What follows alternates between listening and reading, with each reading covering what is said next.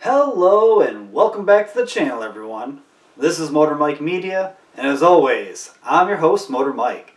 Now, today we'll be talking about the 2021 Ford Mustang Mach-E. That's right, we're talking about the Mach-E today. And I know some people think it's an abomination that Ford even used the Mustang name for this electric crossover. And other people, they don't mind it so much. I'll be honest, when I first heard it, it was a little concerning.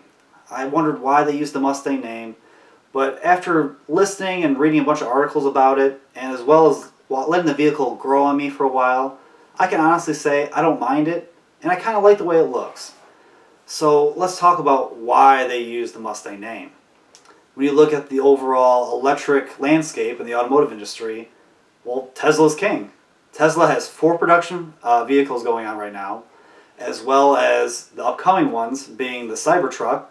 And regardless if you think that's ugly or not, it will be nice to have another electric truck coming up. We know a lot are coming up. And competition makes the best of everyone, so we'll see how it does in this landscape.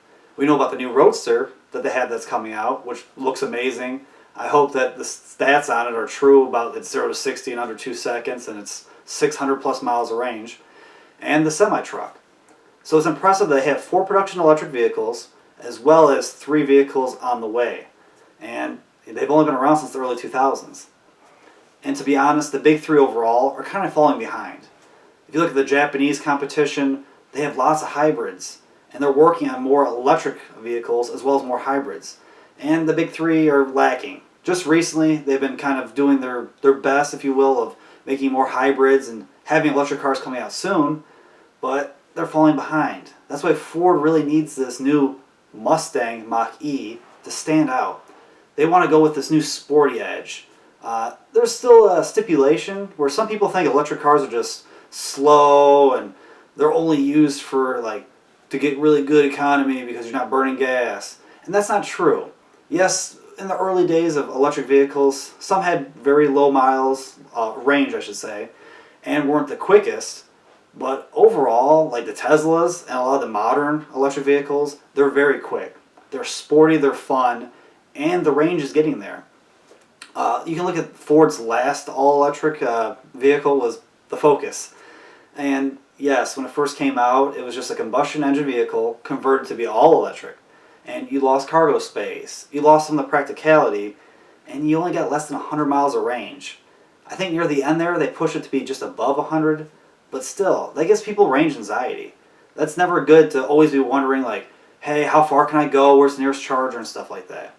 So the Mustang Mach-E improves upon everything Ford's been learning.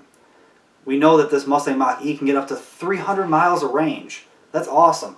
Yes, some Teslas can get a little bit more than that, but 300 miles of range for their first real effort of a full electric vehicle from the ground up is very impressive, as well as its stats.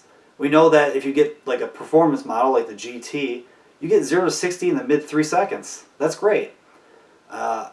These numbers are impressive not only for an electric car, but for a crossover. You have to look at it like Ford's first big leap into this electric market. So enough about that. Let's talk about the styling. Just look at the front end. It's quite handsome. It's sporty. It gives you a little bit of a low presence, kind of wide. I like it. I don't like the fake grille with the Mustang logo in there. I think they'll learn. I'm pretty sure eventually when they do a refresh of this model, 2025 or whatever, they'll probably get rid of that or narrow it down. Very similar to what Tesla did with the Model S. When that first came out, it had a fake black piece up front that was kind of like a grille. And they got rid of that and made it look way better. I feel like Ford will do that eventually. But overall, the front end's nice. We see some hints of the possible Mustang Coupe getting lights similar to this in the near future.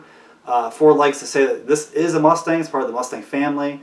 So, some pieces will eventually carry over, I think. Let's look at the side. When you look at the side, it has some very nice body lines.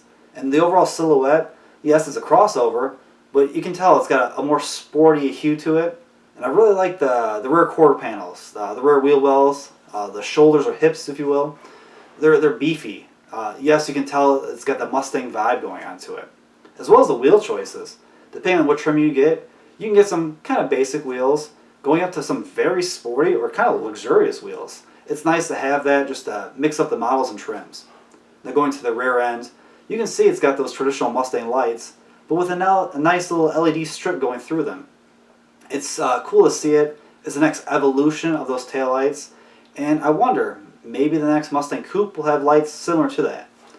Overall, the exterior, it's been growing on me. The more I look at it, the more I like it. It's sporty, it's youthful, it has a nice silhouette. It does stand out in a sea of crossovers we have nowadays. Now let's go into the interior. Now we step into the interior, you can just see all the tech. Ford's really pushing the tech factor in this vehicle. Now, when you sit down, you have a nice leather-wrapped steering wheel in front of you with the Mustang logo right there, as well as some nice buttons there. A very, very nice tactile feeling. It's a nice place to be. The seats are comfortable, and right in front of you, you do have a gauge cluster. It's all digital, and that's what I really love about this. Now when you step into a Model 3 or a Model Y, it's cool, it's a minimalist look, but all you have is that giant touchscreen. And I know people get used to looking over to see your speed or some of the information, but it's always good to have some of that information right in front of the driver. I'm so happy Ford did that. And yes, they also have a giant touchscreen. 15.5 inches. That's very impressive. It's Ford's latest system. It's the Sync 4 system. It just looks crisp. Ford's been doing a good job of constantly updating the system to be more user-friendly, as well as trying to be cutting edge. They like to add new features to it, and it looks good. I really like how there's a knob there at the bottom that like protrudes from the glass screen. It's a cool feature, and I really hope that they add this to other models in their lineup. When you look at the dash on some trims, it looks like a speaker going across, and that's because the majority of the dash can be a speaker depending on your trim. It's cool to add that. It's weird when you actually look at it, but it's cool because you have this immersive surround sound going on. The speaker look, I kind of like it. I know some people don't, but it's different. And when you have this new electric vehicle, you have to do things differently, like adding the Mustang name, being sporty instead of just trying to be an eco-friendly vehicle. You need to be quirky, if you will.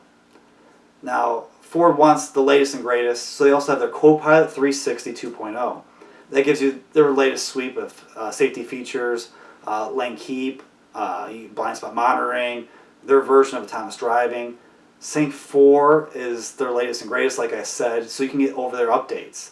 And that's very good. A lot of automakers are starting to implement this, and I know a lot will do it very soon. Tesla started that trend. So yes, Ford's trying to play catch up with Tesla and the other competition, but I think this will be a great vehicle for them. We know that not that long ago they just released the Transit as an electric model as well. It's cool to see that they truly are will be making more and more electric vehicles. We know the F-150 will have a full electric model. When they first unveiled this new generation, we know, hey, there's going to be a hybrid right from the start, the Power Boost engine. So I'm excited to see Ford trying to one-up themselves as well as the competition. GM has their EV Hummer coming out, which will be a truck and an SUV. There's that Cadillac model that I unfortunately always forget the name to it, but it looks interesting. And the big three are finally going to step up and compete in the segment. FCA is merging with PSA. They're going to have their own hybrid systems and electric vehicles in the near future. It's so exciting. We live in this age where V8s are making almost 1,000 horsepower, and 4-cylinders are making 500 horsepower, and we have more and more hybrids that are fun to drive, not just boring, and all these electric cars. It's a renaissance of technology. So let me know in the comments below. What do you guys think of the Mach-E?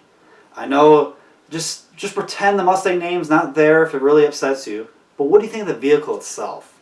I'm really interested to see what you guys know, or what you guys think about it. And if you guys haven't, please like, comment, subscribe.